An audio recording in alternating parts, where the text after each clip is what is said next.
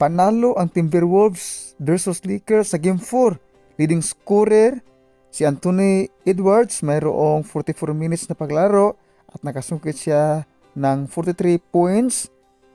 Followed by Julius Randle, 43 minutes na paglaro at mayroon siyang 25 points.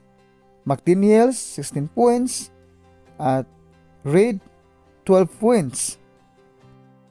Sa Lakers naman, si LeBron James mayroong 27 points, Hachimura 23 points, Luka 38 points, Reeves 17 points. A total points of Timberwolves 116, Lakers 113 in favor of Timberwolves.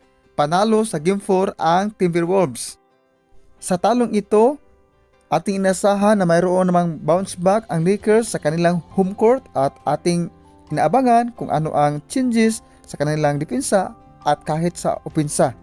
At patuloy tayong sumusuporta sa ating team na ang Lakers. Hindi naman papayag si LeBron James na mayari ang Game 5 sa kupunan ng Timberwolves.